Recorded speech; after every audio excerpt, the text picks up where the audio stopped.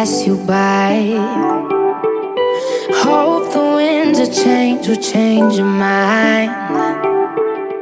I could give 1,000 reasons why, and I know. All right, let's review this little car here that I'm driving. This is a brand new EPace. This is the first delivered EPace in Ontario.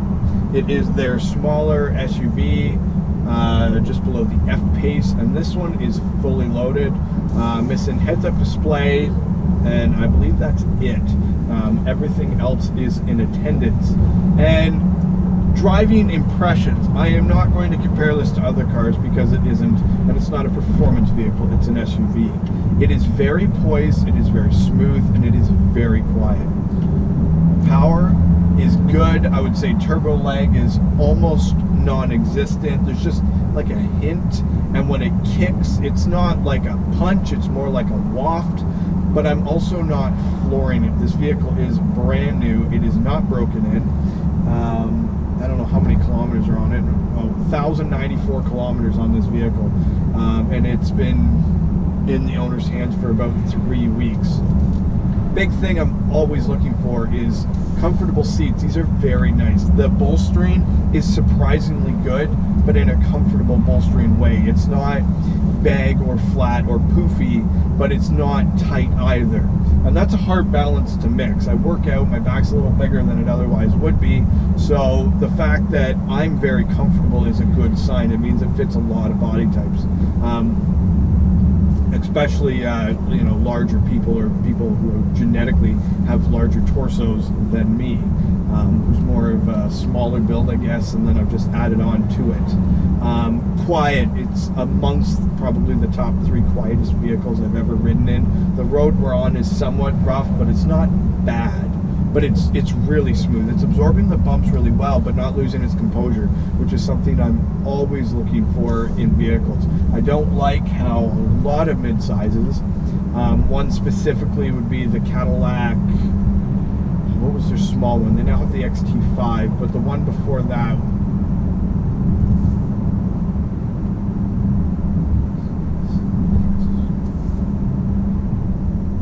whatever, Cadillac small SUV. It was so floaty, boaty, and just wandery in the suspension that I found it very uncomfortable to drive. It almost gives you like a seasick motion. Whereas this has none of that. It's very nice. It's very composed. And I know for the money you would expect it, but that doesn't mean you're always going to get it. And that doesn't mean they're going to do a good job. It doesn't mean that you're going to actually enjoy it. It could just be stiff or firm, because in the sport, and that's what everybody wants, is a sport SUV, it just doesn't make sense to make it stiff, but it doesn't make sense to have it rigid. I don't know, it's kind of a weird combination that a lot of manufacturers have failed to miss. The interior materials are very nice. Of course, it is a Jaguar. You get something for your money. And the buttons and everything are well laid out. I'm not that familiar with the Jaguar, and I haven't spent a lot of time playing with the buttons to see what features it has. It has the phone app, everything is controlled. I've got a bunch of gauges up here flashing yellow at me whenever I touch the accelerator, assuming, and thank God my car doesn't have it, because that would mean that I'm exiting the eco portions of the vehicle, which it may or may not be in. I'm not too sure. Dynamic.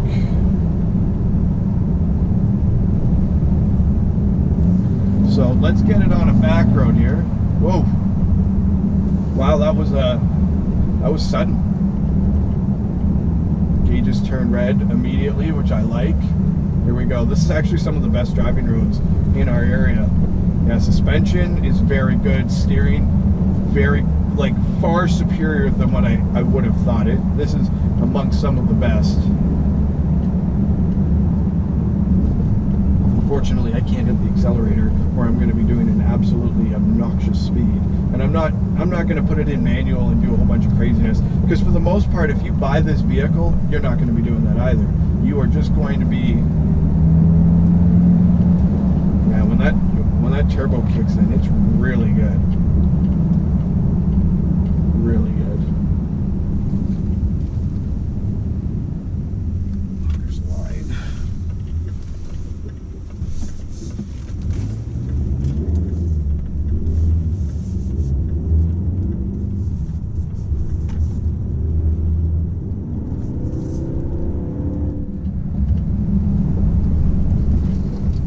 sure knows how to motor. Holy Batman. Exhaust note is comfortable. It's not non-existent, it's not loud and like obtrusive, it's just good.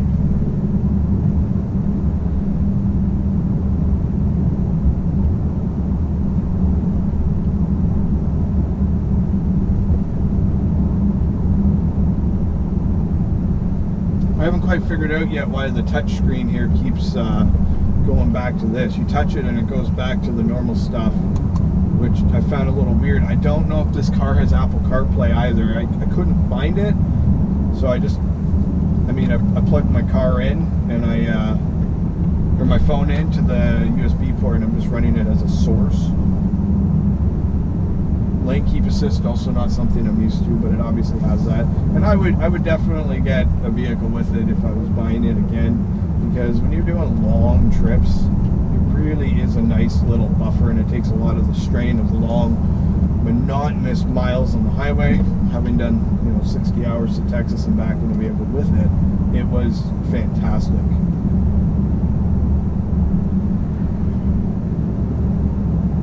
When the vehicle's in park, the engine's off.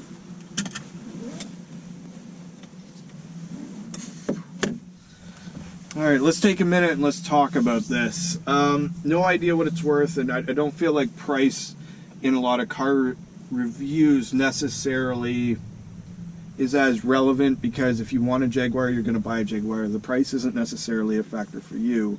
You just want to know how this thing stacks up against other vehicles. If you ask me, having been in some of the new Cadillac high-end stuff like the new Escalade with noise cancellation and all the other goodies and tricks, and magnetic ride and 8-speed transmissions and cylinder deactivation, everything else that some of the other premium kind of brands offer, this is very, very competitive, but it's a lot smaller. Turn radius is great. Driving experience was great. I don't know the buttons and controls, which is probably the biggest downfall to me driving this vehicle. I don't know how to just like, oh yeah, and this and that and the other. But that would come with time. It's a fully configurable display. It's got driving modes which drastically change. Throttle response and the turbo input was drastically different. I'm a big sucker for a lot of the little things, whether I'm buying a sports car, an SUV, a pickup truck, it doesn't matter. Things like frameless mirror, absolute best. An intricately designed mirror shape.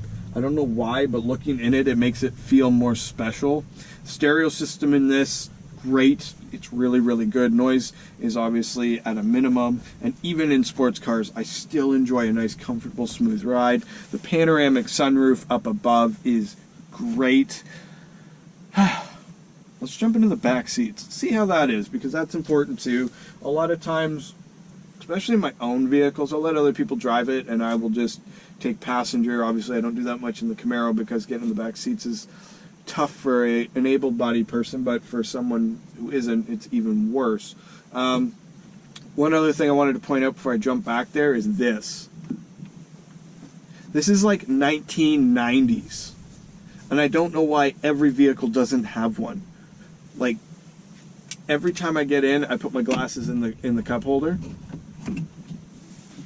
I don't know why that is so complicated for these brands to figure out that I want a spot to put my sunglasses that isn't complicated. It just has to be complicated with everything. The only downsides I've really found to the driving cockpit is I couldn't find anywhere to comfortably rest my arms. Sounds like a weird issue, but I don't know if it's just where the seat is positioned. I find myself ideally positioned as far as like headspace. There's obviously lots, it's an SUV, but visibility, I feel like I'm appropriately positioned in the window, and I feel like everything around me is appropriate, but I feel like I'm too tall and I can't reach the armrest, so I have to be slouching, and then I accidentally hit the gear selector into neutral once while I was stopped, because by default I usually set my hand here, but there's no real resistance to this. It just, I don't know, it just moves very easily and freely, so that would take some getting used to. So, I don't know. I'm assuming this is a wireless charge pad like most of the cars have now, well located. It's just got all your new SUV stuffness. All kinds of paperwork and different things, and a very new vehicle. There's something on the window. I don't know what it is, but it's got some squiggly lines. I don't know if that's a heated front window. It's the only thing I could think of, but I don't know. All right, let's see how the back seats feel, and then let's shoot some B-roll. All right, let's talk about the back seat for a minute, because this is very, very important. This is why you would buy this vehicle over a lot of cars. You want the space, you want to be able to take 4 adults comfortably. I'm very lucky in the back seat department that I have very short legs, so I don't need a lot of knee room, but definitely a lot of knee room. I'm like a 26, 27-inch inseam, so I got space for days in just about every vehicle. But the seats are very comfortable. They're definitely not as supportive or any of that stuff as the front seats, but they're very, very good. Space, good. Visibility, good. This panoramic sunroof is very, very good. Just a nice place to spend time. I like how sloped off this is. It kind of makes it feel like you're not wasting a bunch of space or just occupying things for the sake of occupying things. There's still protective covers on the lights back here. Still got the pamphlet for the Jaguar leather. Overall, I'm relatively impressed with the vehicle, and a little shocked, I think, at how much better it is than I thought it was going to be, and I tried to go into it open-minded, but yeah, good job. Good job, Jaguar. Now let's get some B-roll going.